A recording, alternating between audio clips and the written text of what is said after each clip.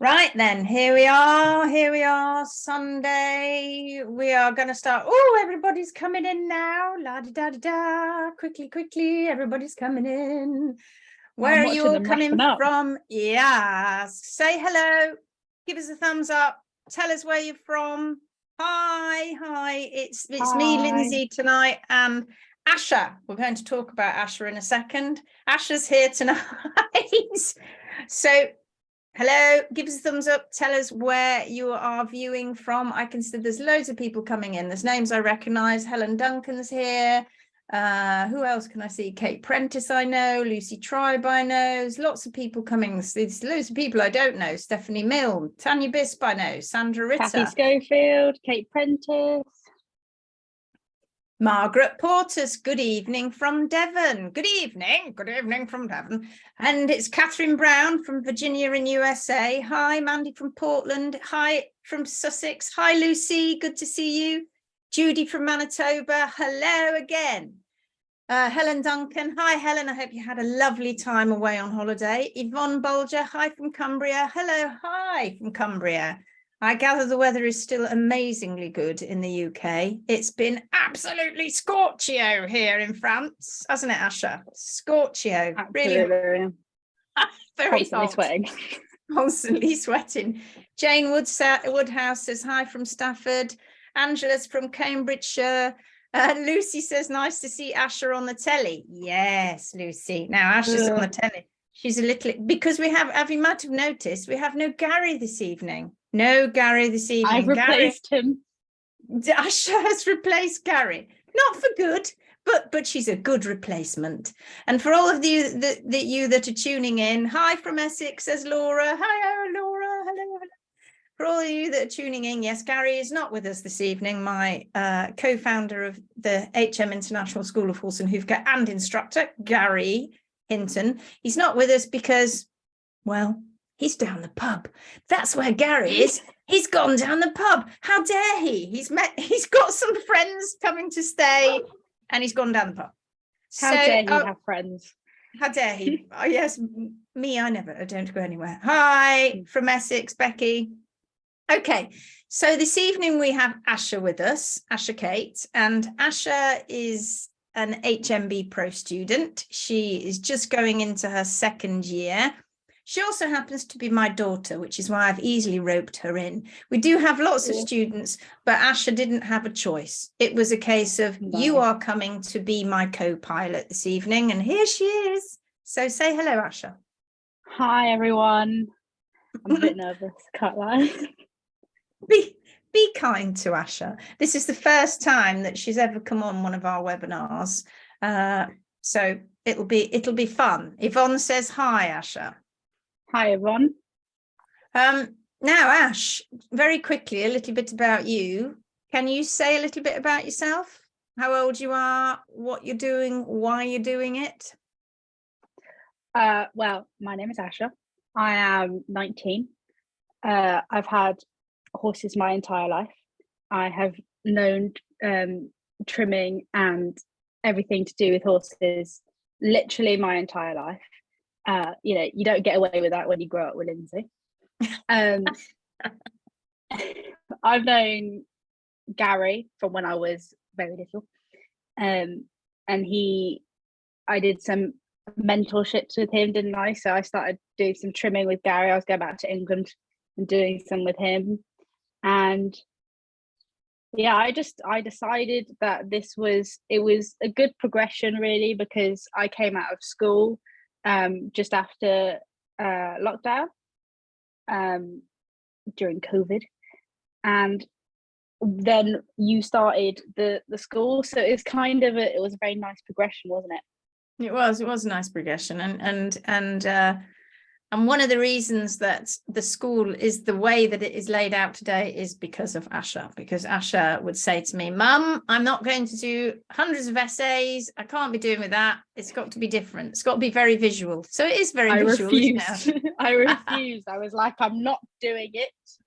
No. Yeah, that was all me. That was all you. Yeah. And Asha is, like I said, she's going into her second year now. She She goes and trims lots of different horses, and she's an excellent trimmer. And who knew that when you were growing up, this is what you were going to do? I guess I know. I always said I didn't want to. And then Becky, it happened. It did. Becky says, thank God for you, Asha. Okay, so this evening, folks, we are going to be looking at common hoof problems. We're going to be going through some of them. We're going to be talking about them, and we're going to be talking about why they happen, etc., etc. But you need, as always in these webinars, you need to take part and you need to ask questions. And Asha's going to be going through and monitoring your questions, and she may be able to reply. And she's also going to be bringing them up. If I miss them, she'll be saying, hang on a minute, we missed this question. So don't forget to ask questions as we're going through. Okay, so are you ready? We're going to start sharing my screen. Let me have a look now. I've got to share my screen, portion of the screen. Here we go. Right, can you see that? Asha, can you see it? Yes. Good. Yes. All right. So there I am. It's me this evening, Lindsay Setchell, but I do have a sidekick. And did you know that today, did you know this, Asha? It's Father's Day. Did you send your father a Father's Day I did, card? Actually. I'm surprised I remembered. Not a card, a message though. I'm surprised I remembered, actually. Or did you know where Father's Day is? Mother's Day in the world is at different times, but in Father's Day, it's Father's Day in about 70 countries all over the world, including places like India. Wow. It's all, yeah. Did not know that. Yes, and it's always celebrated on the third Sunday of June. So this one is celebrated on June the 18th. Very random day. I know, and there's lots of other countries have lots of different dates, but a load of them do their Father's Day on this day. And here's Asha saying hi. There you are with your Bitmoji. Your hair's a slightly different colour than that now, I think. It's a bit shorter as well. It's a little bit shorter.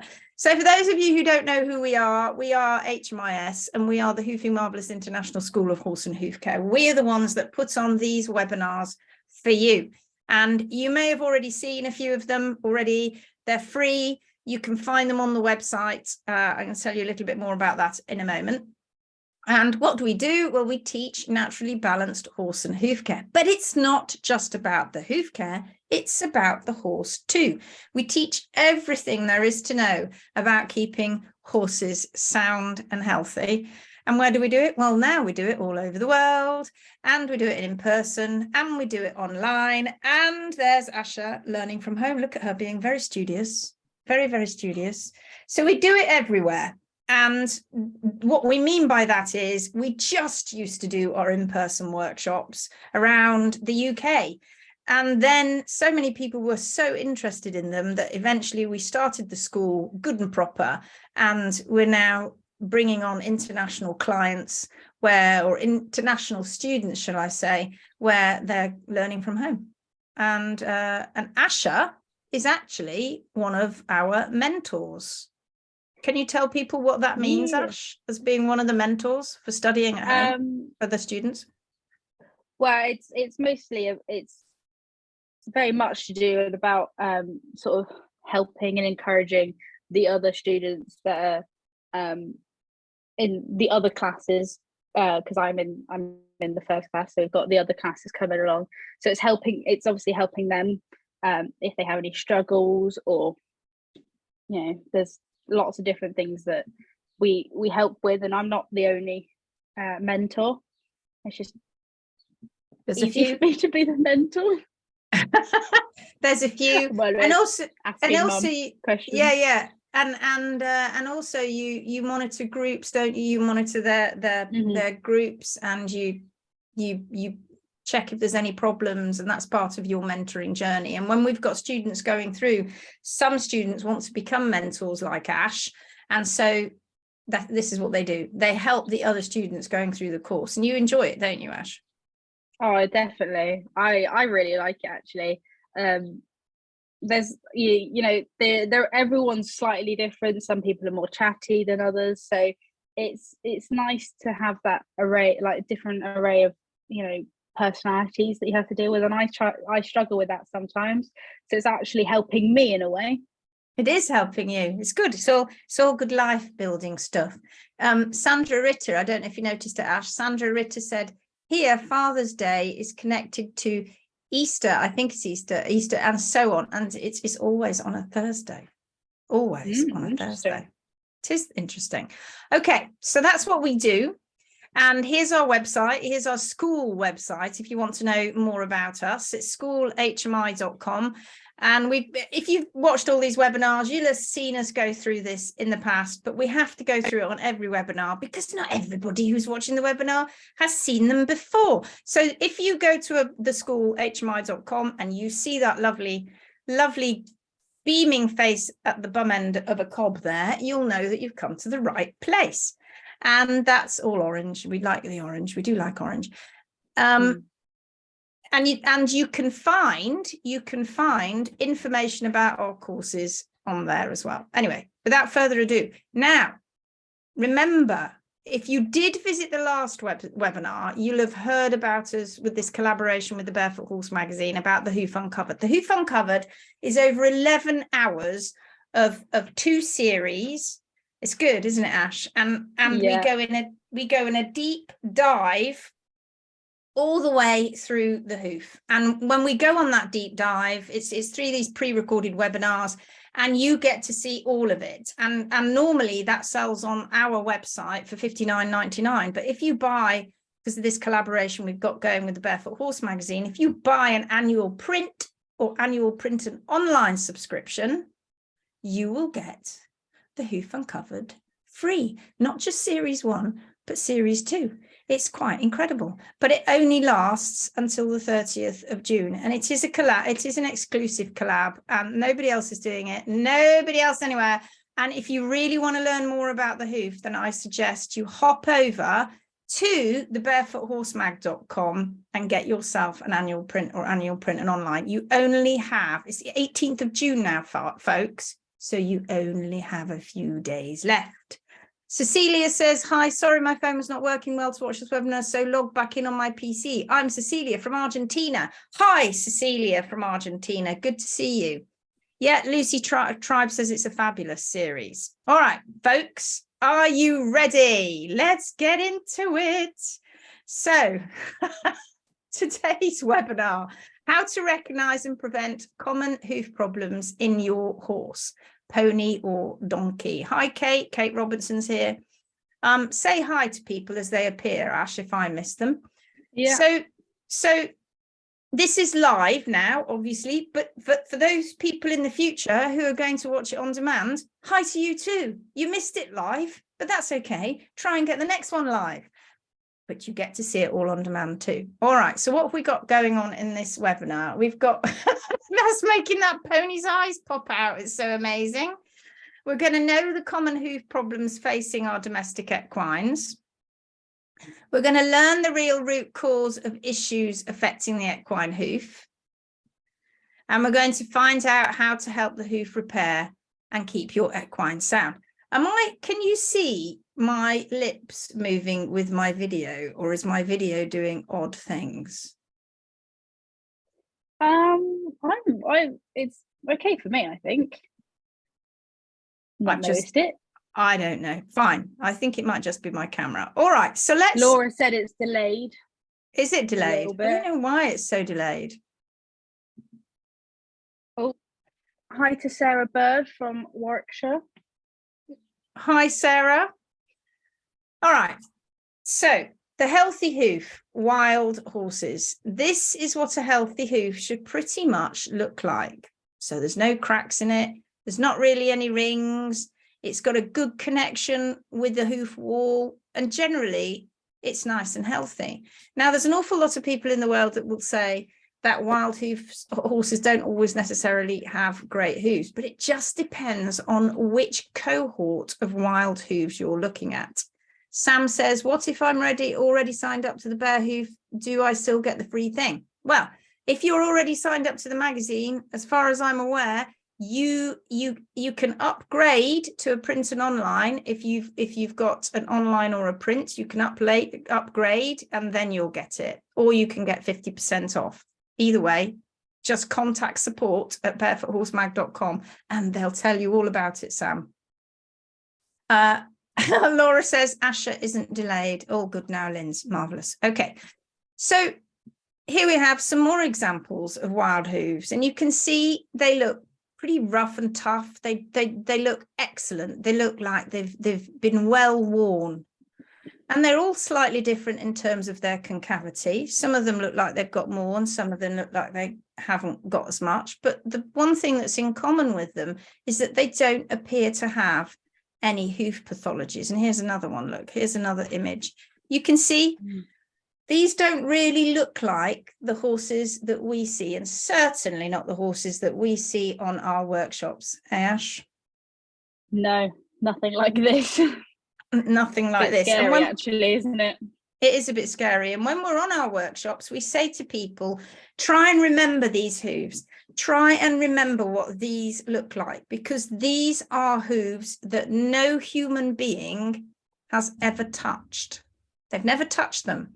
So these hooves, the horse has fashioned itself and have grown itself. They've trimmed them themselves, all because of the amount of movement they do. And this is the sort of environment they come from. So you can see why. It doesn't generally look like the environment that we keep our horses in, although I do know that some people in certain parts of the world do manage to have areas that do look a little bit like this, but certainly not where we come from, and certainly not in most of the places in the world where we keep our domestic horses.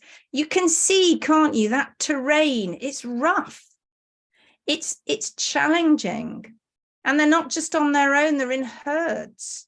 And that movement, that movement that they do, that miles and miles and miles that they do every day, is what fashions these feet. And these animals are balanced too. They've got eyes on the side of their head.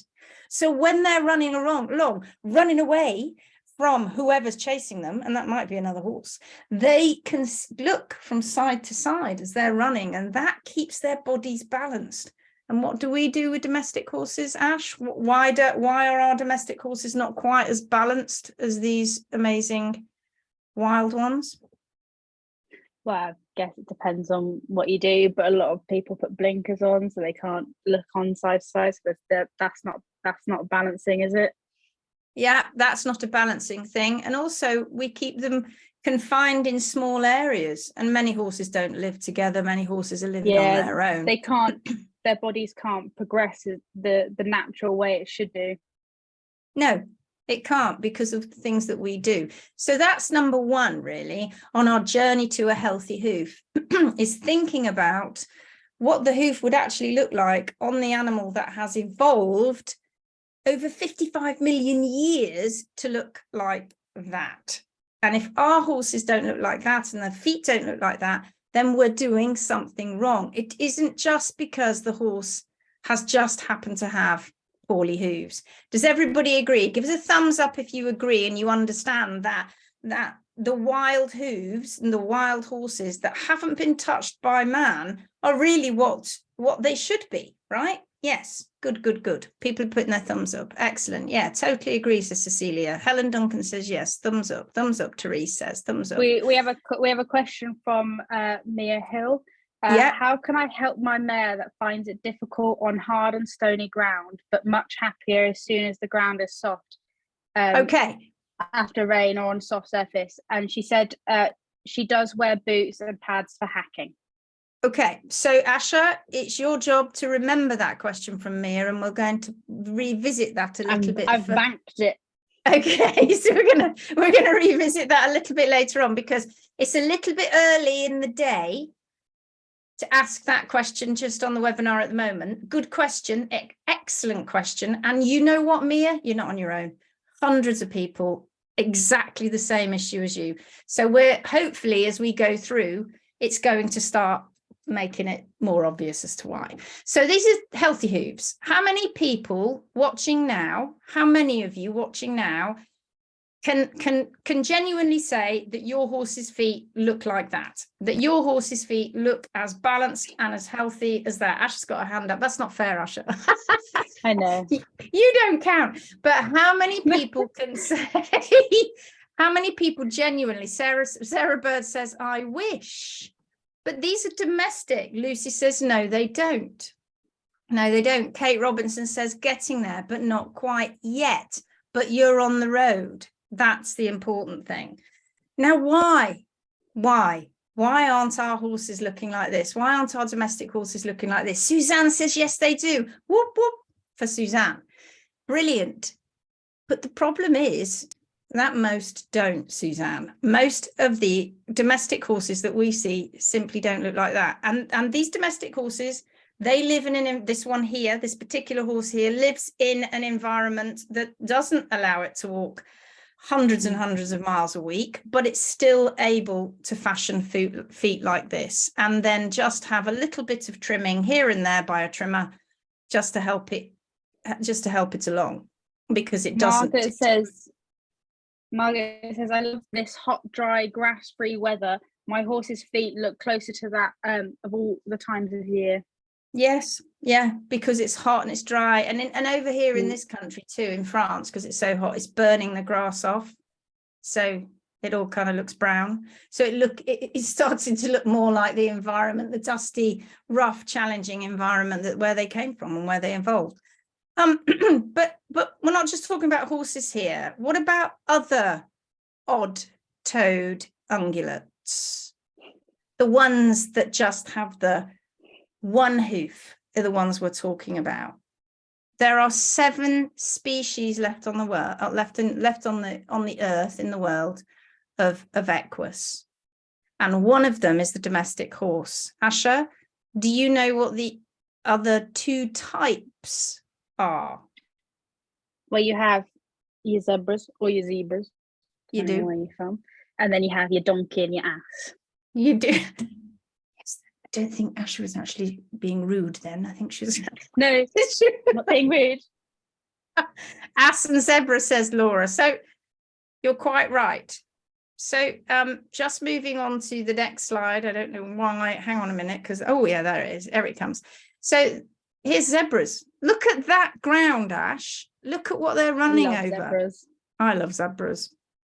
And they're running along with some wildebeest there or something, but you can see that's a great place for a camera. But look at that top left. That is actually from a dead zebra, unfortunately, but look at that foot, not touched by human hand. Very similar to that wild horse foot, isn't it?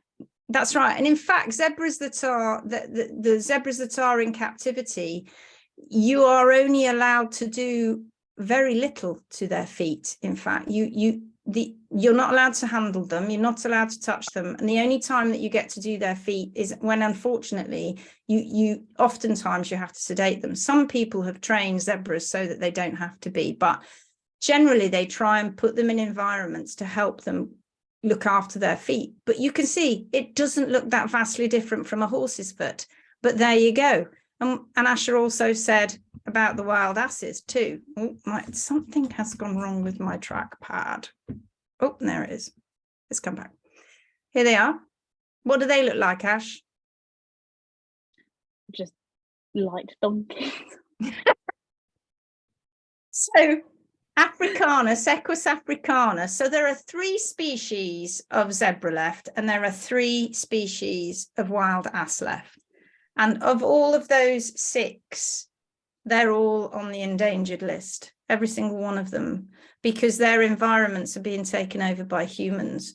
And these animals, which are actually quite elusive, the wild ass, there were 4 species of the wild ass, and the last of that 4th species was seen in the late 1990s, and nobody's ever seen it again. Is it still out there?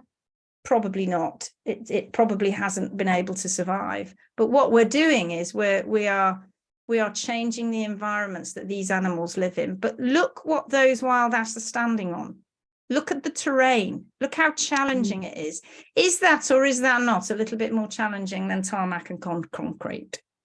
Oh, 100%. And yet Yeah, and yet people say that we'll wear their feet off. They're not, the way that they have been designed, these animals, is that of course they don't wear their feet off. And these animals walk further and over longer distances, that's my dog barking, than any of our domestic horses. So let's move on then with the donkey. Let's stay with that kind of vibe for a minute, and we'll look at the donkey and the mule. So there on the left is a donkey, and that's a donkey foot. Now the domestic donkey came from Equus africanus, that wild ass. That's where they think that came in. The donkey doesn't have its own species per se, but that's what the donkey foot looks like. It's kind of, it's more sort of oblong, if you like, and it has a little bit of a waistband. It does. It has a bit of a waistband just where the bars are, just before it gets to the heels. And we think mainly that's because these animals live in these rocky areas. So they have these big frogs out the back, which enables them to climb. And the one on the right there is a mule's foot, which looks like a cross, doesn't it, Ash? It looks like a cross between a horse and a donkey. Not quite horse, not quite donkey, is it? No, but you can tell it's pretty much, it's going to come from Equus. If you hadn't told me that was a mule, I probably would have just said it was a horse. You'd have just said it was a horse. Well, here is an example of a horse versus a donkey. So on the top there, you've got the horse here on the left, and you've got the donkey on the right. You can see that little waist that Asha was talking about just there. And then underneath, these are the X-rays of the hooves of the horse and the donkey. Not a lot of difference, is there? No. So everything we tell you in these webinars, and we say, for your horse, your donkey, your pony, because they're all part of the same family, part of Equidae, and they're part of the same genus Equus, and they're odd-toed ungulates, and they have that one toe, and they all basically have the same anatomy. It's just the morphology that's slightly different. Everything that we tell you is pertinent to them too. It's not just about the horse. It is about also the donkey, the mules as well, and the ponies. So I don't know why my trackpad doesn't want to work, Asha. So there we go. Look, there's the unhealthy hoof of the donkey. What can people see there? What can you see? That's a donkey foot. Those are donkey feet. And what can you see happening to those donkey feet? And this, folks, is what we normally see in the real world, in our domestic real world. And a lot of people say that's because the donkeys are wearing their feet off. And yet the environment that these animals live in is a far less challenging environment. So what do you think is going on? Can anybody say? Can anybody say what they are seeing there? Lucy Tribes says laminitis. Oh my God, that was so creepy. We just said that at the same time. So we've got, what things, Ash, are pointing to potentially laminitis there that people are noticing? Well, probably the first thing that people have noticed is that you've got your wall cracks. And you can see separation on the one on the right. You can see your event lines, your rings going on. Just not very nice looking feet, are they? No. Kate Robinson says blood. It potentially, I think actually that also might be a bit of spray in that donkey's foot. Hoof quality and balance issues, but just basically not great. And this is common. This is what we commonly see in donkeys. And what's one of the main causes of this? Don't you answer that, Ash? Let's see if everybody can answer. What's one of the main? Diet. Yeah, diet. Does everybody agree? Yeah, that diet's a problem. So if we look, let's get that. Oh, there you go. Yeah, Becky says diet too. Yeah, it's diet. And it's all very easy, us just going diet. If you don't know all about diet and you don't know how that affects the horse and the donkey and the pony, then we're not going to cover that in this webinar. We're just really looking at the feet. But what you need to do is you need to go back and you need to watch. We've got a couple of webinars, haven't we, Ash? We've got our species-specific one. We've got our which talks about diet, species specific diet, and we have our gut one, which I think was the last one. I can't remember. And Lydia says lifestyle. Margaret says an environment too. Yes. An Lydia environment says lifestyle too. as well as diet. It is, as well as diet. Yeah. Okay, so here's a donkey hoof. So we've talked about diet, and you guys are ahead of me already. Lack of movement, says Yvonne. Now look at this donkey hoof. This was a hoof that was a cadaver hoof that was on one of our workshops. The inside on the right there is the inside version of that hoof that's on the left. So let's talk about some of the things that we can see in this hoof now. What can you see on the picture on the left? What can you see? This is a donkey hoof. Now, if you know what the inside of a horse's hoof looks like, you know that that doesn't look vastly different at all. All the same structures are there. So what can you see? What's wrong with the image on the left, the one that I'm holding up there? What's wrong with that image on the left? That is a donkey foot. What can you tell me is wrong with that? Do you know what's wrong with that, Ash? Don't say it though. I have to be quiet. You do have to be quiet. Margaret says toe trimmed higher than sole. Lucy says toe missing. Laura says walking on the sole. Tanya says hoof wall broken. Yeah. Now, you'd not find walking on the toes, broken walls, says Cecilia. Yes, and you know something? You don't find this in a healthy foot, or in a donkey or an ass or a mule that lives in an environment that is able that's got the right diet and the right management. You don't find this. And Kate Roberts says put extra sole down. Well, here's the thing, Kate. Do you think it's put extra sole down? It will be trying to, because it's trying to protect itself. Why do you think that wall is like that? Do you think that happened because the horse just broke its foot off? Or do you think it might have had a bit of help? What do you think? Yes, Kate says it's trimmed that way. Laura says it was trimmed that way. Yeah, because we could see all the rasp marks. What you can't see there, you probably just start to see the rasp marks just around there. And when you start breaking that down physically with nippers, you're going to weaken that horse's foot. And it does have a little bit of a wedge. But if you look at the right-hand side and you look at this image here, can you see my pointer? Ash, can you see my pointer? Yes. Yes. So here's the frog. Suzanne says thin, flat soles, separation at white line. Yeah. So we've got definitely what we've definitely got there is we've got a little bit of separation, but it's not a massive amount. But you can see here on the inside of the foot that the pedal bone is not running parallel with the hoof wall. So we know that this donkey has been suffering from laminitis. But the sole, it's not thin. Here's the sole. Look at it. It's really thick. I'd say that's quite a hefty sole there. That's quite a thick sole. And this is the frog. Here's the digital cushion. Here's P1, P2, P3. Here's a navicular bone. Lydia says weak digital cushion. Weak digital cushion. It ain't great. It could be better than that. It certainly could be better than that, especially for a donkey. Here you've got the deep digital flexor tendon, and you've got various other things going on here. You've got the back ends of the superficial flexor tendon here, and then you've got ligaments as well, and all the other ligaments, etc. And that isn't going back to the digital cushion, they do tend to look slightly different anyway to horses, don't they? They do look different to horses. Donkeys, they are more at the back of the foot, aren't they? Instead of they being are they are at the back of the foot, but they're further back. They are further back. You are, I know, yes, because they're further back over that part of the frog that goes further back. But what I want you to look at here on this foot, and I'm going to blow it up, you can see that the toe wall has been removed. Let me just, you can see, come back to me, mouse, come back to me. Oh, hello.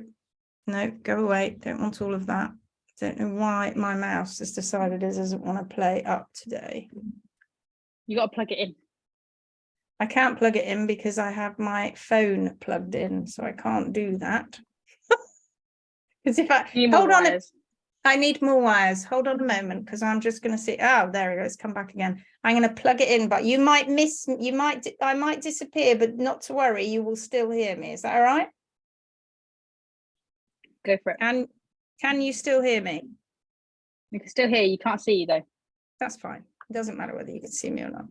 There you go. That's better. Now I got it working again. Just decided to die on me. Okay, go away, Canva. Let's just. There we go. It's all happening live. Right, go back to it. So the hoof wall, you can see how it's been removed here. It has infection going up here. You can see this light black line here. He's got infection. The pedal bone is not running next to here.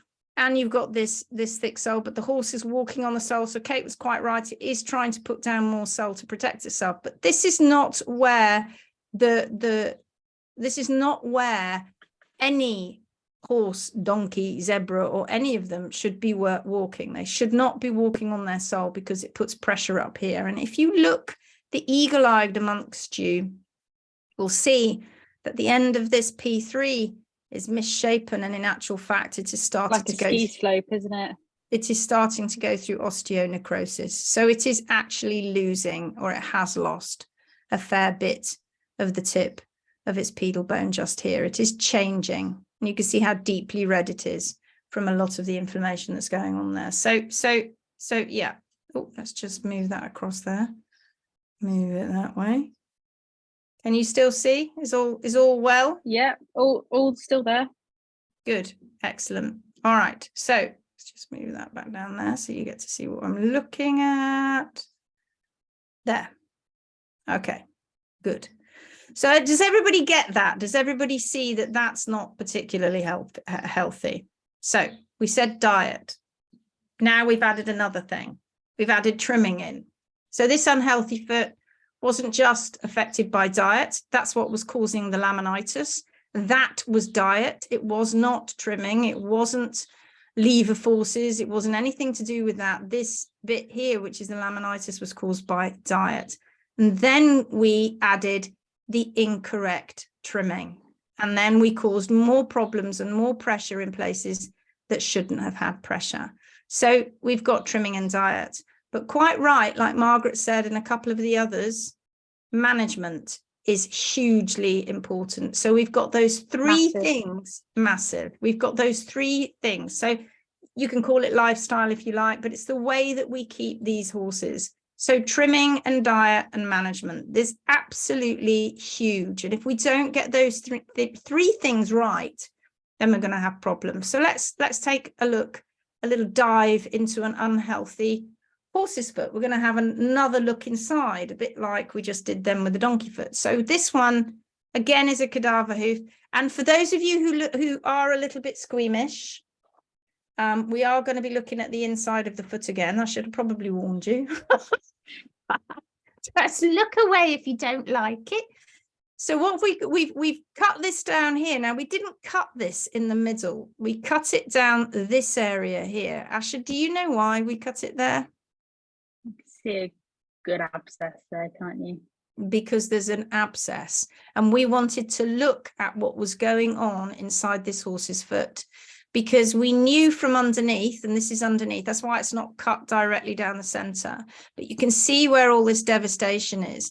Now, if you know how to read a horse's foot, you'll know that, I mean, it's very difficult here because you're like, it's all over the place, but actually the true point of the frog is about here. And the actual foot should run, the sole of the foot should run. You can just kind of see it should run like that. All right, so this is sole that's just migrated forward. Underneath that, from there to outside here, is just a huge wedge. So we knew this horse had lots of problems before it was put to sleep. So shall we have a look inside? Let's take a little look inside. This is what we saw inside. That's a pretty poorly foot, if you can see. That is all. Sandra said there is a window that is over half of the right of the image. Ouch. It should have gone now, Sandra. You shouldn't see a window anymore. Can anybody else see a window, or you can see that I fine? can't see a window. Okay, so hopefully, Sandra, it might be that you're just a bit laggy and that it's gone. So no, that's not looking No, good. people are saying there's no window. Okay, so it's not looking good, is it, that? You can barely even make out what's going on in there. It was very septic. It wasn't. Oh, she says it's her. Okay. Oh, this was P3 once upon a time. It's what's left of P3 now. It's nothing left. It's just a stump. It's just a stump of P3. The digital cushion is a complete mess and totally underdeveloped. This poor horse would have been, and it wasn't a small horse either. This was a big horse because he had big feet. Foot as well. It was a big foot. You can see that the hoof wall has no guide left because it's lamina that attaches, that is used for the hoof wall to guide it into where it needs to grow, runs along the front of the pedal bone and the inside of the hoof wall. And when there's not a lot of pedal bone left, you're not going to get much guide for the hoof wall. There's about that much, which is about an inch down from the coronary band. All the rest of it, you can see there's a slight line of where the hoof wall should really be. That's right. And it's pretty grim. And this is part of where the abscess track was. In fact, you see it better on the other half. I should have put the other half up, but I didn't put the other half up. I don't know why. But you can pretty much see this is a terrible foot. You're not going to find something like this in the wild. No matter what anybody tells you, you're not going to find something like this in the wild. This is a domestic issue, and we have caused this. This horse just wasn't prone to laminitis, or just more so than anybody else. His tolerance might have been less when it came to sugars, etc. But through mismanagement, incorrect diet, incorrect trimming, the whole lot, this is what caused this horse to end up like this and to be put to sleep. So Therese said, would it be possible to rehab that horse if it was still alive? No. The plain truth is no, you couldn't. And in fact, this loss of the pedal bone, isn't there? Yeah. And what happens, Therese, is that we like to have an X-ray of a laminitic foot before, if we're called to a situation with a very, very, very poorly laminitic horse that's been laminitic a while, we like to have an X-ray just to see the state of the pedal bone. If the pedal bone is complete, even if there is rotation there, which incidentally, if you've watched other webinars, you'll know is a trimming issue. Even if pedal bone is complete, if the pedal bone is complete, we can, even with rotation, we can help that horse and we can rehab that horse. Where it stops is when you get osteonecrosis of P3. We can't put more bone back in there, and so we can't put more lamina back in there. So the truth is that this horse was lost a long time before he got like this, and in fact should have been put to sleep a long time before he got like this. If the P3 starts to go through osteonecrosis, if it's just got a ski tip, you may have a chance. But if it starts to lose its bone, then you haven't got a chance. It's just, there's no way. Poor horse and walking around like that. Absolutely, it's a shame. How long would it have taken to get like this? Years. It doesn't just happen overnight. It takes a long time. That's not a quick result there. That's a long time for that horse to be in a lot of pain. This horse would have been ping-ponging in and out of acute and chronic laminitis. Would have been chronic constantly, and it would have been ping-ponging in and out of acute laminitis for years. And again, trimming and diet did not help. And whoever, I don't know why I just did that. Oh, come back. There we go. Trimming and diet didn't help. And unfortunately, the person who was looking after the hoof care, I'll stop moving it around now.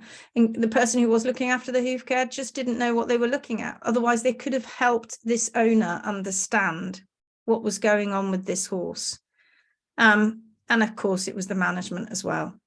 This is just trimming, diet, and management. Just three things that we can simply affect and get right.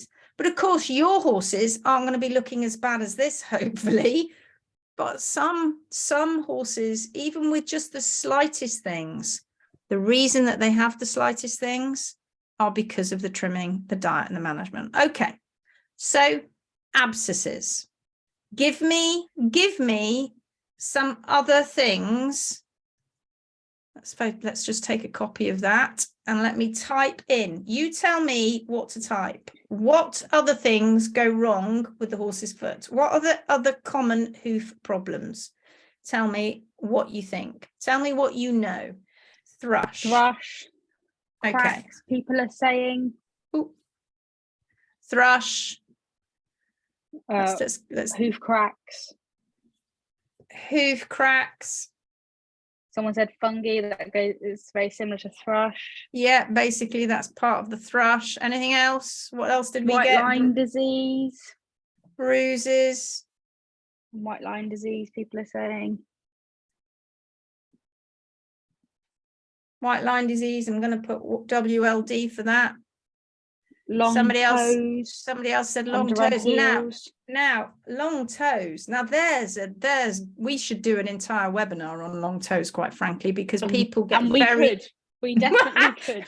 We definitely could. And in fact, we could do a webinar on every single one of these that we're talking about here. But yeah, long toes is an interesting one, and it depends what people think. Yeah, Lucy says, please do. I will. Somebody said trauma. Yeah, well, all of these are trauma. All of these are trauma. Someone said, Lucy said underrun heels. Okay, yeah. Underrun heels. Anybody else can think of any others? Kate Robinson said flare. Yeah, we've got flares. It's getting quite a few. It's starting to fill up the screen, isn't it? It's starting to fill up the screen. Pedal osteitis, yeah, and osteonecrosis, yeah. I didn't want to have a go at that word. I saw it and went, oh, I don't think. Yeah, let's have a look at that. Pedal bone osteonecrosis, and through that it will have had inflammation of the bone, which is what you just said there. Let's get rid of that. Said contracted heels. That's very common when there's been a shoe on the foot and the shoe's been too small. Yeah, that's contracted heels. Yeah. Any more? Look at this. It's starting to really fill up the screen now. Thin soles. Thin soles. God, folks, it's rubbish. Overgrown bars. Okay, overgrown. Oh, bars. I think somebody else put seedy toe. Yeah, and I'm going to put that actually on there because seedy toe is part of white line disease, but a lot of people don't know that. So people think of it as a different thing. So I'm going to just stick it on there. Said navicular. Yeah, thank you. Oh my God, I'm not going to have any room in a minute. Navicular. There's too many things. There's too many things. There's too many things going wrong. Anything else? We have rings. Stress event line, stress rings. We've got a great webinar on navicular for those of you who want to see that. Just go to our website and you can go and see it on demand. Stress or event rings. Look, I can't even fit it in. Where am I going to put that? I'll have to put that somewhere up here. Yeah, move abscesses down. Calloused sole, Kate Robinson said. Yeah, you can get calloused sole. So when the sole is starting to get sole callus. I mean, callus isn't always a bad thing, but it shouldn't be. It shouldn't be there where it shouldn't be there, if you know what I mean. Calloused sole. Anybody else think of anything? It's do you know something? Stretch going on sometimes. Yeah. So. Yeah, Helen Duncan says stretched white line. There you go. I mean, it's shocking, really, isn't it? Look at it all. Oh. And you've all heard these. You've all heard of all of these things, most of you. And you know what they're all involved with? What's the one common denominator of all of these things, Ash? Laminitis. Let's make that big, shall we? This, my friends, is the common denominator throughout all of those things. People are saying diet. Yeah. That's right. Let's try to turn that colour. Let's make it a bigger colour. Oop, come back. Laminitis. Laminitis.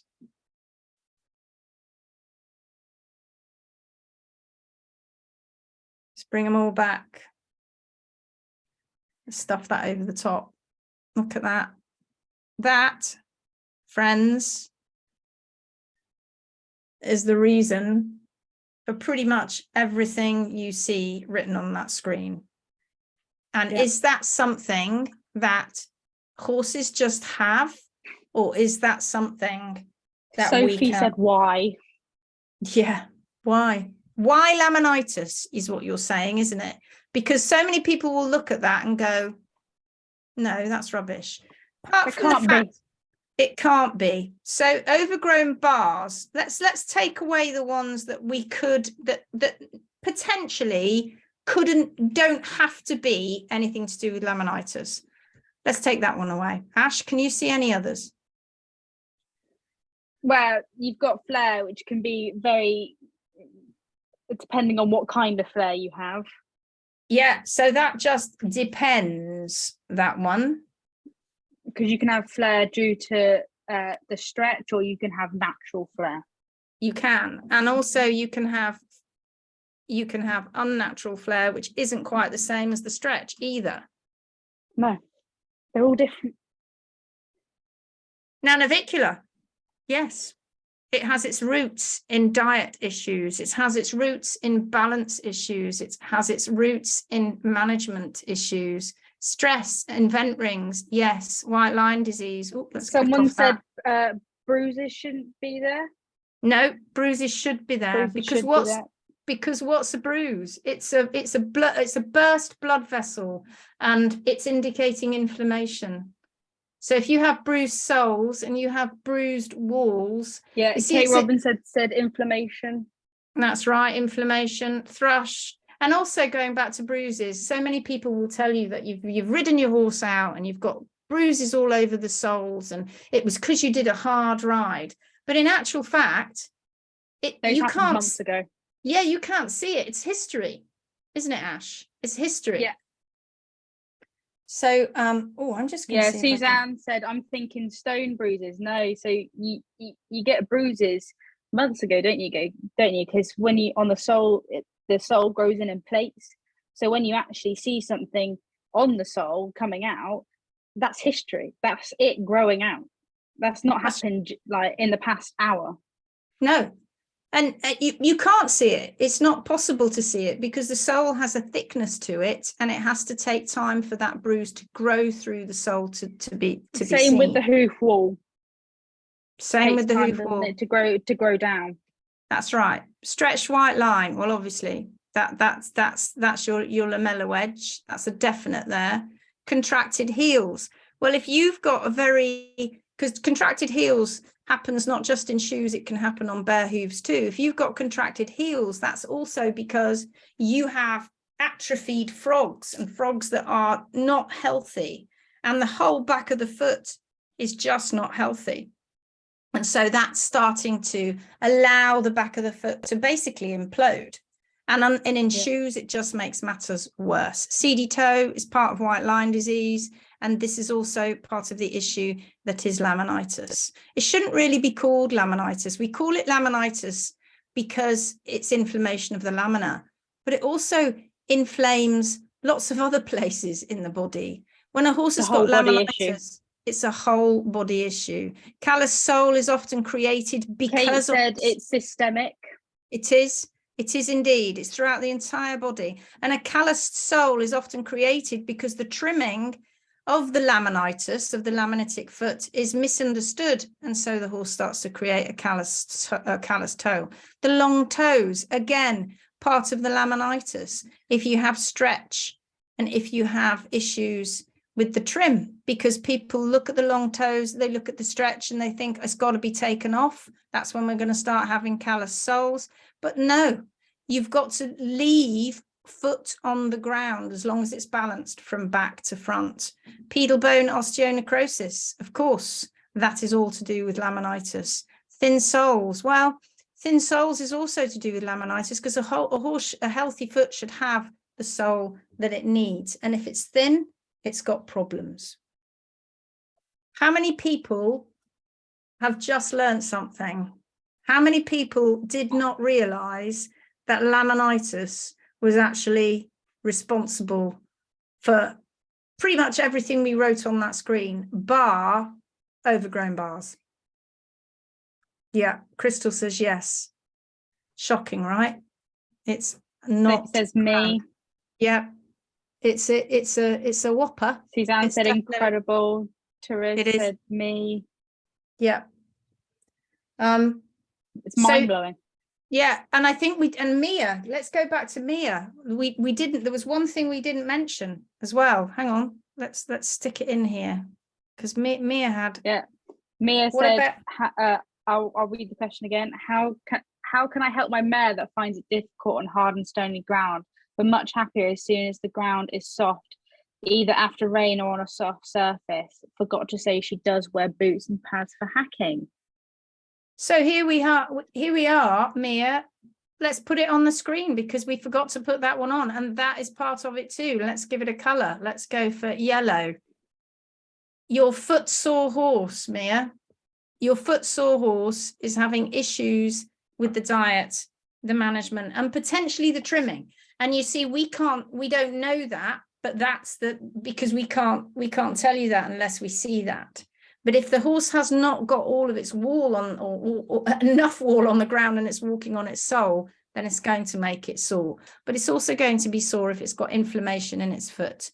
So Mia, what I suggest to you is, if you want to have a little bit more help, then you should drop us a line, and we'll have a look at the pictures, and also we can talk to you about the diet and the management. But this is what it's all about, guys. This is what it's all about. Lucy said, I know this because you've taught me.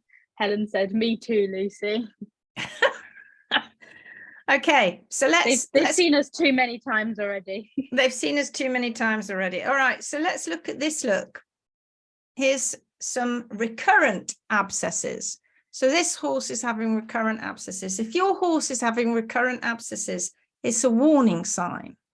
Now, if the abscesses are at the front like this, then that's coming from a spot right there underneath that foot in the white line, which is stretched slightly and is infected.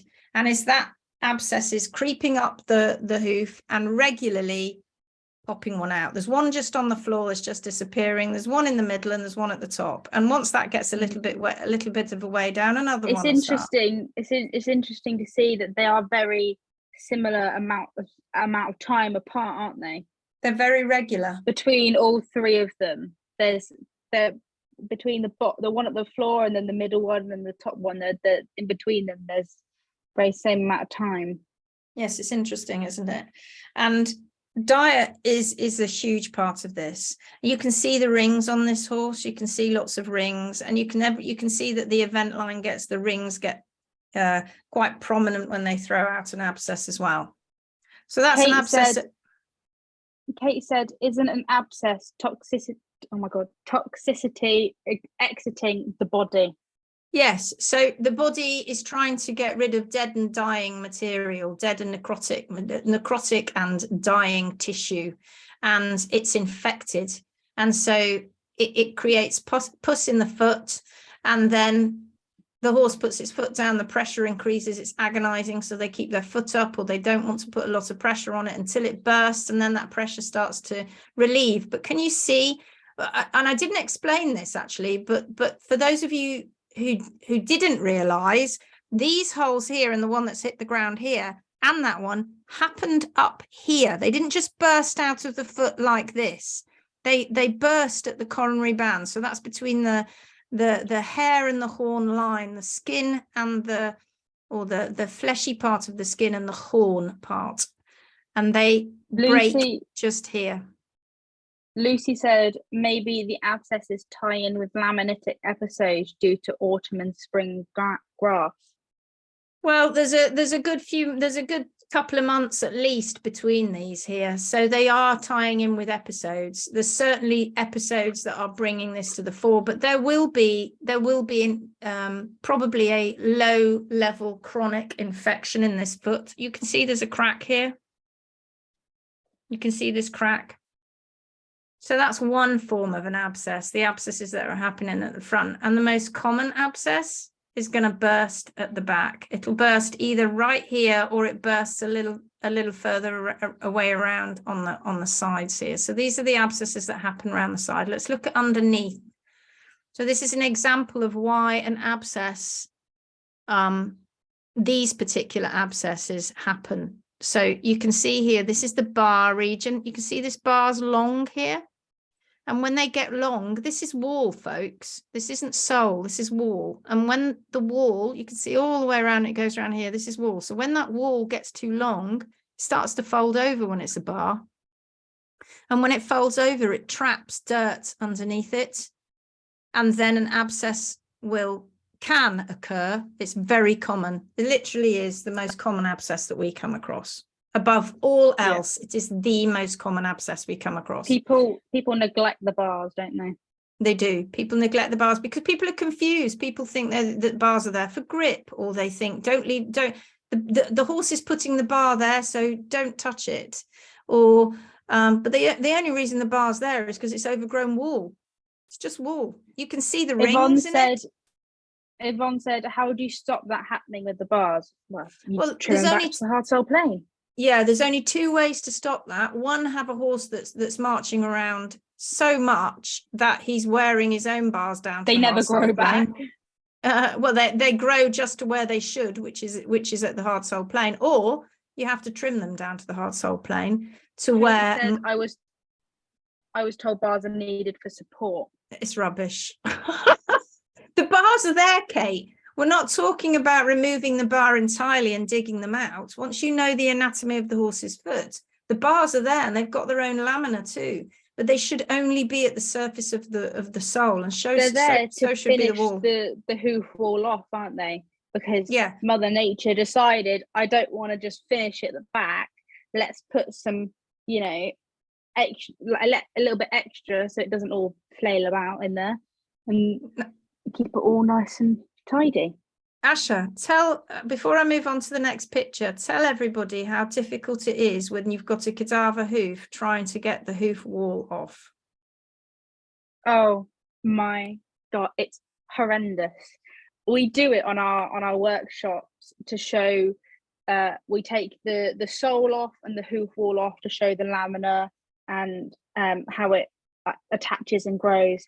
And honestly, it's the worst thing to do. It's so hard. It's so difficult. And Laura's saying it's hard too. She's done it with me multiple times. Garry, if you've seen Garry on one of these, me and him, we struggle. He pulled me off a chair once. It's awful. So Ash, what do you have to do in order to take the hoof capsule off? When we're doing a dissection, you want to take the hoof capsule off.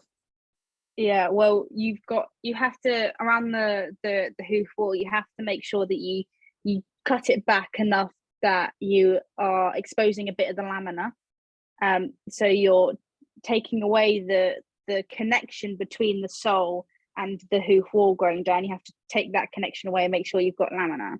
And then when you're at the back of the foot, that's the hardest bit actually, because you have to take enough away so that you get right past the heel bulbs and into there, so everything has separated and there's no longer any connection between the sole, the hoof wall and the bars.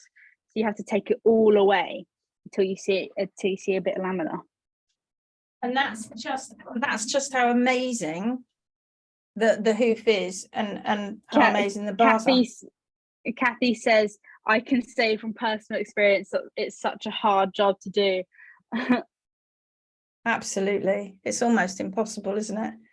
And that's because the bars are doing that job of helping that hoof capsule and the integrity of the hoof capsule, keeping it all there. And so it's, yeah, go ahead. Sarah says, bars are like granite on my boy. My bar rasp is hard work to get off the overlay. Any tips? Should I soak his feet first? Oh, I think I'm back. Hold on. I think I've managed to get, and I went off and got another cable while you were chatting there, Ash. Hold on a minute. Yes. I'm chatting to myself. You would know I was there. I was listening to you. I just quickly rushed out to get myself another cable. Kathy said, who was it that says bars are like granite on my boy, my bar rasp? Yes. Now the thing is with that is that when you know summertime is coming, and when you know the hot weather is coming, and you know when the dry hard feet are coming, particularly, just keep on top of them, so that don't ever leave it to grow too long. No, do it regularly, because otherwise what will happen is they'll fold over and then you can't tell. It's really difficult to see what's bar and what's hard sole plain, because now your bar is folded over, and that's actually they sort of morph into one, don't they?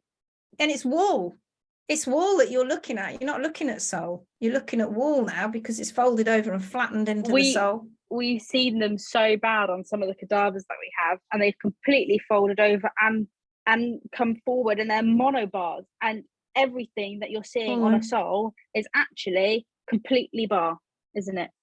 Yeah. Kate Robinson says, before I started trimming, the farrier would leave them and they did fold over. Yeah, that's right. Yeah, people do leave them. But lots of people leave them because they don't understand, and that's why we see these abscesses more than anything else. What did Kathy say? I can say from personal experience, it's such a hard job. That's right. Now, would you all like to see what devastation that abscess caused to the sole? So that abscess came out, that abscess rooted itself all around here and then went out and burst at the back.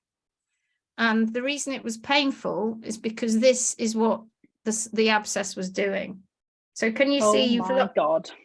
You can see that you've lost all the top of the frog. So the abscess had made its way underneath the frog. It had made its way all around here. So this is new sole coming through. This is, as soon as this is exposed, by the way, this is slightly got it's not soft, but it's not got that very hard texture. But within minutes, this starts to go really hard when it's been exposed. Now, we don't dig this out. This is a few weeks later when we've come back to do a trim, and you can see that this is the abscess here. This is the hole when we've come to help this horse. And you can see there. You can see on that first image under that person's thumb where that line actually is going down. It's the exact same on the right image, isn't there? You can see it starting to lift. Yes, so yes, you can tell it's spread, Lucy, because all of this bit of sole, Lucy, is solid. It isn't lifting. Do you know when you've got you're trying to peel wallpaper off a wall, and some of it starts to come off and it's loose and there's like air underneath it, and then it stops and you can't pull any more off? That's what this is like. Or if you've got sunburn and you've got skin peeling on your arm and you pull some of it off and you go too far, well, the rest of this foot, now some abscess will blow off an entire sole. They'll blow up an entire sole. This doesn't happen, and for a few weeks you won't see this happen. The sole will sort of still linger, and then eventually it will start to pop off. But it's popped off the frog, the top of the frog. This is all new, healthy. I know it looks a bit black. This bit's not so healthy, but this is all new tissue underneath that is growing. So the abscess was underneath this sole, between the hard sole and the sensitive sole. So that's quite a shocker, isn't it? But that's what that's what abscesses will do. That's what bar abscesses will do. That is what an overgrown, folded over bar will do to a horse's foot if you leave it. Right, well, we're not going to go through every single one of the problems that we talked about, but we're going to talk about a few of them. So let's have a quick look at hoof cracks. Can anybody tell me something about these hoof cracks that we see in these? Incidentally, Ash, do those feet? They're shocking. look like Asher I doesn't can't they? look. They don't look like that. They don't look like. Hang on. I'm gonna go back and find that. I'm gonna go back and find a picture of that. Right. I'm gonna find a picture. Cecilia said, "Shocking indeed." It is shocking indeed. Hang on a minute. Hang on. Let's go back to that picture. Right. Oh. Damn it! I've lost it. It's gone. Oh well. Never mind. You just have to stay. Nope. Stay there. Okay. So it is shocking. Rachel says, got some signal up north, woohoo, but we'll catch up if I lose you. Well done. She's up in Scotland. Lucy, ooh, that's an injury causing that crack. No, that crack is being caused by the fact that this horse is lammy. This has got laminitis. It's chronically laminitic. So that's one of the things that's wrong with this horse, a major thing. The other thing is that they've been trying to tame this crack. So they've been grooving it out. You can see it's been grooved. With a Dremel. Then they've been putting a shoe on, and that's been trying to clasp that hoof crack together because they're terrified that if they take the shoe off, the whole foot will fall apart and it'll end up like a cow. Yes. And a lot of that happens with toe cracks as well. But in actual fact, what's happening here is the hoof capsule is compromised. It's laminitic. It's got a bit of a stretch underneath there. It's got inflammation in the foot. It's not right. It's got a lot of fungal infection at the back. And they're putting a shoe on, and that's causing extra forces in this foot. Yeah, there's infection in there for sure. Toe clips causing Poppy the one on the left. Yeah, Poppy said, is it toe clips causing that one on the left? So this foot was actually, I mean, you can see how big it is. It needs a darn good trim too, but well, you shouldn't make assumptions, but from my eye, I know, and I also know the horse. In fact, it had toe clips on, it had side clips on because of this, but this one hasn't actually necessarily been caused by a toe clip. What's happening here is you can see up here, there's like a little hole. So there's a little problem in the, let's just see if we can make that bigger. Oh, hello. Let's bring that to the front. Let's put it there. You can see this hole here. And what's happening is that this line is a scar. This is a superficial crack, and it's coming from up here. And as it gets further down, the horn tubules just disappear either side of it. And this is superficial. So that's what's happening here. These are all caused by nail holes and clips.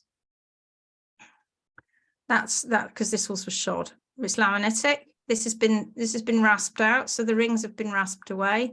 So it's basically a mess. But within just a few short months, that horse, who'd been like that incidentally for a very long time, and her frog was so full of pus, yellow pus, which hadn't been noted. This picture was taken not long after the horse was bought from this yard.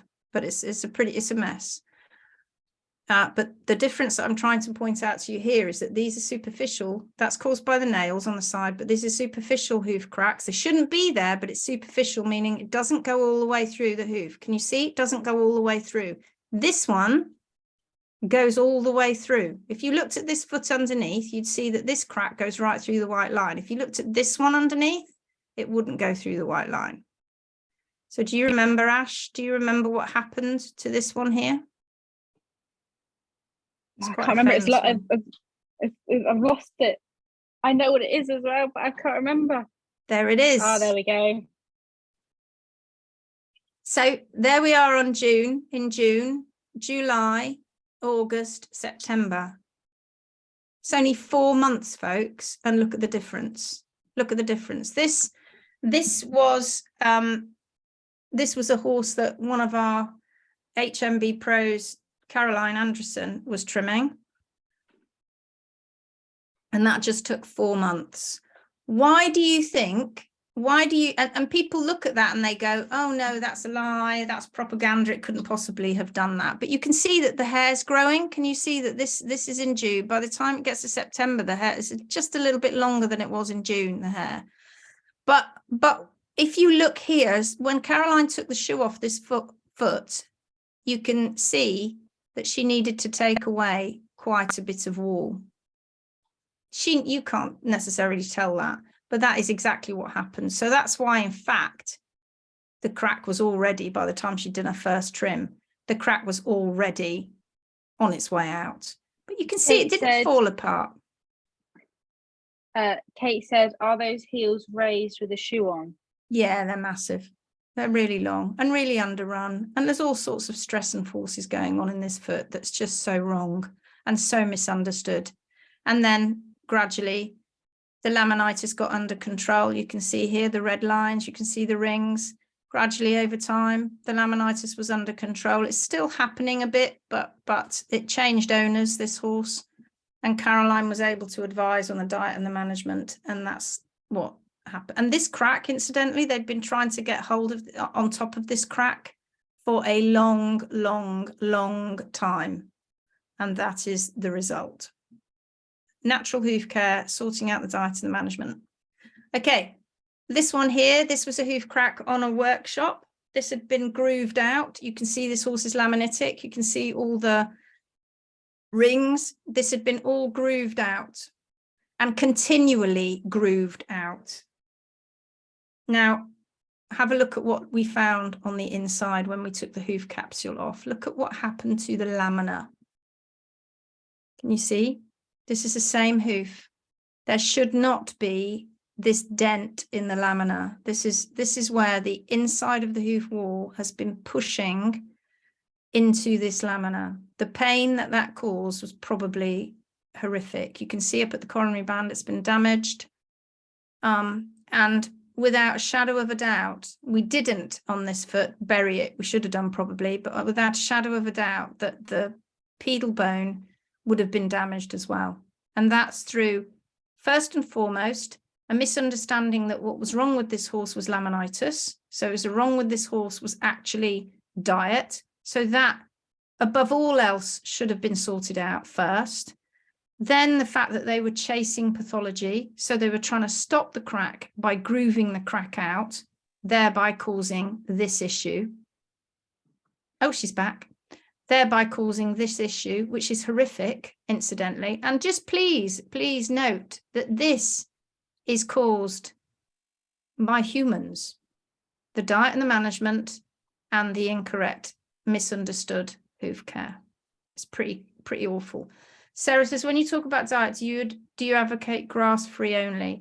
Well, the thing is, Sarah, there's a problem that are domesticated. And go back and have a look at the species-specific and the gut ones webinars. You'll find them on our webinar page on our website. The problem is that domestic horses don't get enough movement. And they're eating lowland grasses. Are you all right there, Ash?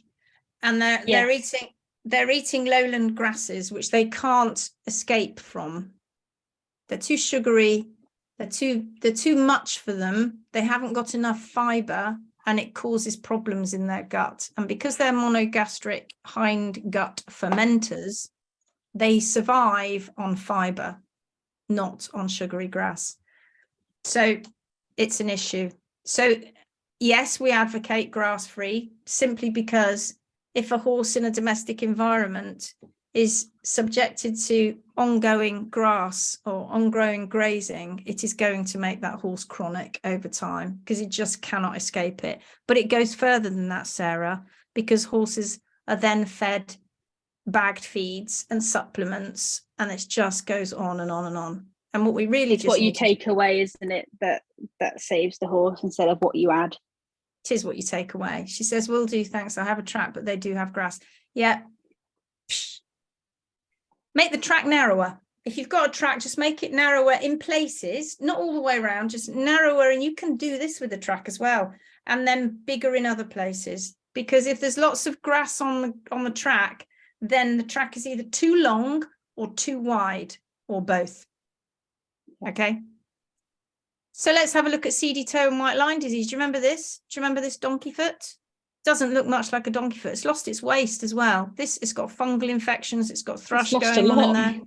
It has. And this is a living donkey. This is not a dead foot. We do see living ones too. And here's another version of a foot that has got an infected white line. So white line disease, seedy toe, they call it seedy toe when it's happening at the toe, but in actual fact, it happens all the way around. And it's all caused by the fact that the white line is damaged. And the reason that this horse is in shoes is because this horse is footsore. So it's got laminitis, it's chronic, but then the shoes have been put on and the nail holes are all infected. They're all black and dark, and you can see them all in here. They've all got bacterial and fungal infection in them. The white line has got infection, even though it's not particularly stretched. You've got redness here. You've got quite a lot of breakdown here, and there's no wall here because the front of the foot looked a little bit like this. That was the front of the foot.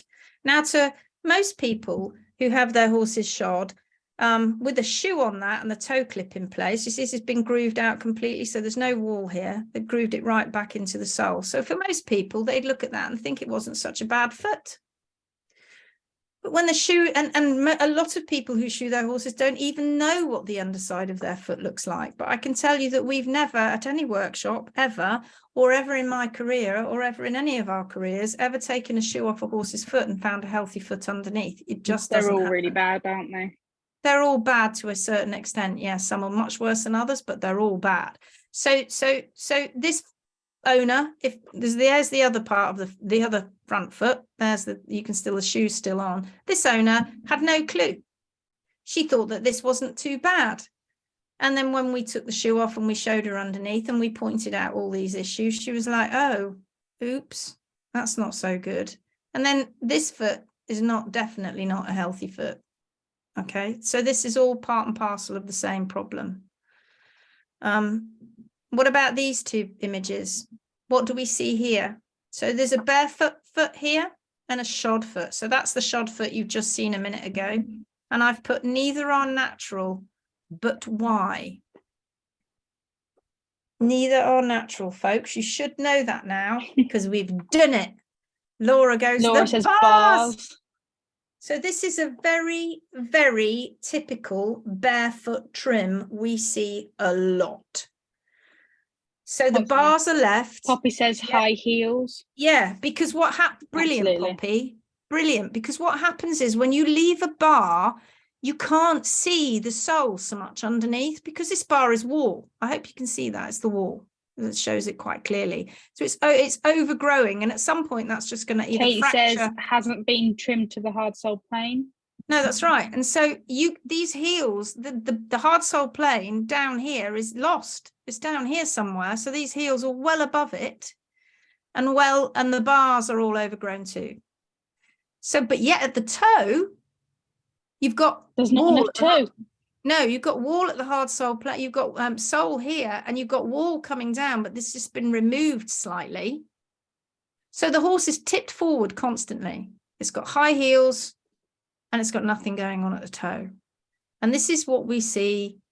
I'd say this is one of the most, like the most common thing we see when it comes to barefoot. So it's all very well taking the shoe off your horse and going, I'm going to go barefoot. But if you've got a horse that's being trimmed like this, that's not going to help it either. So that's an issue. That's a real issue. Okay. We do also see shod feet like that as well, don't we? Yeah, we see shod feet with a lot of bar. In fact, this before this was trimmed like this, when I took the shoe off, before I did this setup trim, there was quite a bit of bar in there. At least the shod foot had the bars removed. Yes, that's right. We did remove the bars. And you've got to be careful, isn't it? Because people, when we say we're removing bars, people freak out that you're taking it off, but you shouldn't. If you can see the white line of them. Yeah, if you can see the white line of the wall, you can see the white line of the bar because it's just wall. It's just an extension of the hoof wall. Where am I? I don't know where I am. Okay, so what about a thrush? Here's an example. How many people their horses suffer with thrush? Put your hand up, give us a thumbs up, or say something. Tell us about the fact that thrush is a pain, isn't it? It is everywhere. Thrush is everywhere. Absolutely everywhere. We see it a lot, don't we? Yeah, a horse we adopted used to suffer from thrush. So many do. You get some localized thrush down in these collateral grooves. That's not the end of the world. But when thrush does this, when thrush begins Lucy to said eat, in the grooves of hairy cob. yeah, and you've got to be careful that the frog doesn't overgrow these collateral grooves, but equally you can't start carving the frog up. And this thrush here has eaten away the whole of the back of this horse's foot. It is one of the most painful things a horse I couldn't can have. I couldn't imagine how painful it is to walk around with thrush, the back of your foot, the most sensitive part of your foot. That's right. And I don't know, well, I certainly have suffered from thrush infections, and they're highly unpleasant. And well, you not don't need to necessarily say that. No, but it's true. It's a highly unpleasant thing, and you know it's there, and it itches, and it hurts, and it's unpleasant, and they can't do anything about it. And they can't do anything about it. And when they put, this is all soft tissue at the back here. This horse, do you think this horse is going to be using the back of his foot? Do you think he's going to be able to put the back of his foot down comfortably? Do you think that digital cushion's any good underneath that? No, with all that thrush going on down there. And this here, this slit, this is going right into the hairline. And we've seen it a lot worse than that, haven't we? Yeah. Right up into the hairline, right down the back, up the back of the leg. Here's a little pony. It was a little Shetland. Those are his heel bulbs. There's a heel bulbs, here bulbs. Look how tubular and long his foot had grown. And this black, stinking, oozing mess inside. You can't even see a frog. That was thrush too. Now, don't just be thinking that we're showing you the worst cases. We're not. We come across this sort of thing a lot. Constantly. And here's a shod foot. What's going on? Oops. What's going on with this shod foot here? Not a very nice looking shod foot, is it? This here is cotton wool that the owner was dousing in various antiseptic stuff. Laura says contracted heels. Yeah. Can you see the shape of this foot is so unnatural. It's very abnormal. And awful. The shoe is almost completely together at the back. This is a very contracted, again, just like this horse here. Do you think this horse is going to be sound and happy with the back of its foot? It's not. And you know what? This horse had torn some tendons because it's a dressage horse. And the lovely owner had no clue about hoof care. It wasn't her job. It was the farrier's job. She didn't have a clue. I came along and we changed this horse's life. He would have been put to sleep. He was stuck in a stable because he'd been put on box rest. He had tendon issues. He had was on his way to navicular issues, and all because what was going on was a smattering of laminitis. It was chronic, and the shoe was just, and the atrophied frog and the shoe was just causing even more problems. And so this horse had to have an overhaul, shoes off, new diet, be let out, movement, and he recovered and is now still a very incredible dressage horse. Yeah. So this again, this is a foot that's not long had its shoe off, another foot, and it's not all about shoes. It isn't. We've shown you lots of feet here that aren't shod, but shoes just add to the double whammy. They just cause more problems because you're getting more infection introduced into the foot. Well, you're opening it up to more infection, aren't you? Because you're going into sensitive, and you can see some of these holes.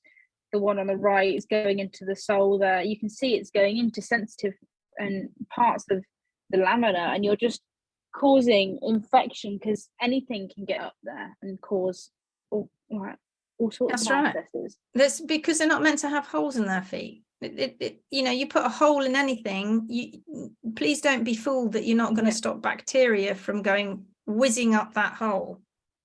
Microbes, fungal infections, fungus. Here's some examples. So it's all to do with diet. So this foot up here, look, was split down the middle. That was full thickness when it got to the bottom. It had lots of rings. It had distortion. It had a shoe how on. high those nails are. Yeah, this is a front foot. This was a 5-year-old horse.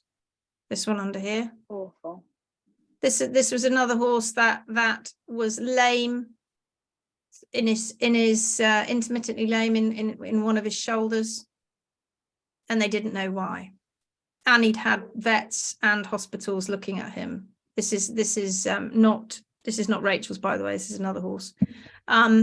This horse here was an elderly horse. He was on Prass End, stuck in a stable, had lost a massive amount of weight, was very, very thin due to the problems and the reactions to what was going on in his diet and the medication. And his owner was an elderly lady, and she just didn't have a clue. Loved this horse and didn't understand that he was laminitic. And that's a big thing, isn't it? That's what we find. It's just these people who absolutely love their horses, and we all love our horses, don't we? And you just don't have a clue. You're trying to listen to your specialists, and and if your specialist doesn't know, what's going to happen? You're going down a rabbit hole with bad choices, aren't you? You are making bad choices, and it's not your fault. And that's what's so, because if you do know and you're making the wrong choices, then that's called cognitive dissonance. Yeah, that's that's if you don't know is. And you're making bad choices, then it's not very good, is it? It's sad. This horse here, this distortion here, we were sorting out his laminitis. He was laminitic first and foremost. He'd lived in a cow dairy farm and was actually out with cows, and they dug every single time he had an abscess. They dug it out, and it ended up distorting his hoof wall dramatically, which never grew out, but the laminitis disappeared, but it caused issues with the rest of his body. And this is just stuff that we see all the time. All the time, all those things that you mentioned all the time. Why? Because of the diet and the management. And another reason why is these animals, the wild animals, were designed, let's just remove that a minute. The wild animals were designed to move 25 odd miles. Sarah said, can I just clarify why you mentioned Prass End? My old lad has been on it for 8 years, so just checking.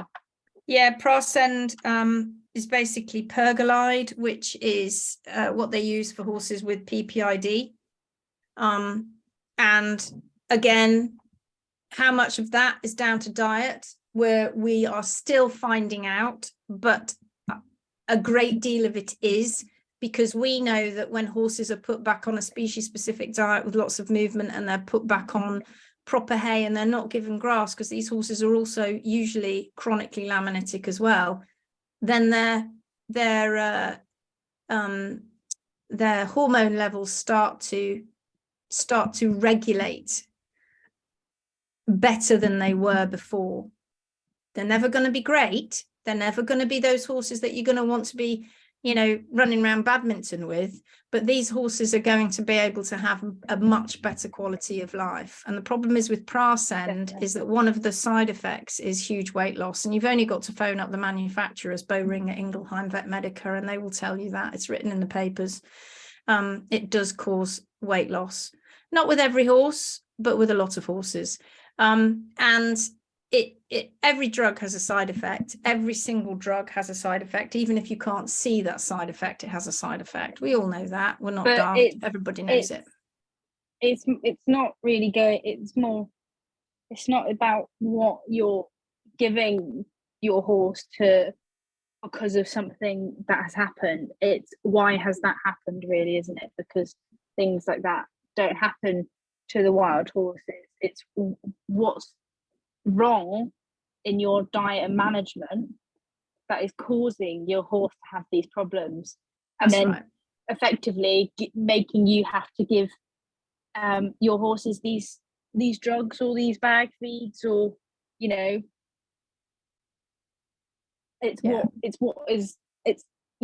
to go further back and see why does your horse have this stuff. That's right. And yeah, it's to do with, you've got to look at you first. You've always got to look at you first. And some of you might have read it, but this is a perfect quote by a perfect proverb. It's an Ayurvedic proverb, and they say, when diet is wrong, medicine is simply of no use, and when diet is correct, medicine is of no need. So we're not. So Sarah said, interesting, thanks. His hormones haven't increased over 8 years, and he's a good weight, but it's good to know where further improvements can be made. Diet, unfortunately, and the really sad thing is, and we're starting to understand, aren't we, in our own lives, diet is massive. It's massive, massive, massive. And if we don't feed our bodies the right thing, then we're going to have really big issues. And one of my students said to me, I think it was Sandra, said to me a little, she comes from Czech, Sandra, and she said, it's just like, she said, she was talking to some very profound person once, and they said to this person, if you didn't put the right oil or the right fuel in your car, you'd start to have problems with it, and things start to go wrong. They start to go wrong with the engine, and it starts to go wrong with the car. And that is exactly the same as us. The knock-on effect, isn't it? If you don't put the right fuel in, then the knock-on effect and the cumulative effect is that it's going to cause issues. So why have we got all of those things, all of those abscesses, all of those common hoof problems we see all the time? Let's just have a quick look at them again. All of those, masses of them. And you know something? We treat all these, or we try to treat all these individually. Let's do something to them to stop all of this. Or we ignore them, like the contracted heels, or we don't know why navicular was caused, or we try and do a little bit of trying to treat thrush and we never get on top of it. And seedy toe, well, half of us don't even know what that means. Osteonecrosis, didn't even know that was happening to their horse, and that yet they've been having issues with their horses for years. All of these things are just massive issues. Suzanne says, my God, these poor horses, thank you for making their lives so much better and educating all of us. We try, Suzanne, we try. We Have try. thoughts about in it. We try. Ah, there, look, you gave me a 10 out of 10 there, Ash. I'm going to give you a 10 out of 10. I think you need a round of applause, quite frankly, because you've been an absolutely brilliant co-pilot. Come on, everybody. Help me give Asher a round of applause. This 19-year-old girl who came on with us this evening and was absolutely brilliant. Well done, Ash. I've been trying not to sneeze. My hay fever's been acting up. I'm like, kind of like trying to hold it back. Is that what it was, your hay fever? I've got itchy I saw eyes you disappearing. Well done. Excellent. Big thumbs up. Well done, Asha. Gary's out of a job. Thanks for all you do in the education you provide. Much appreciated. No prob. Stay tuned. You'll see here, you can see, look, we've got new ones coming up. This was this one. There's even more. Should you feed your horse hay, haylage or straw to your horse, pony and donkey? Is shoeless the same as going barefoot with your horse? Are the wild horses a relevant model for the hoof care of our modern day domestic horses? So there's more coming up. Go to the website and register. Lots more.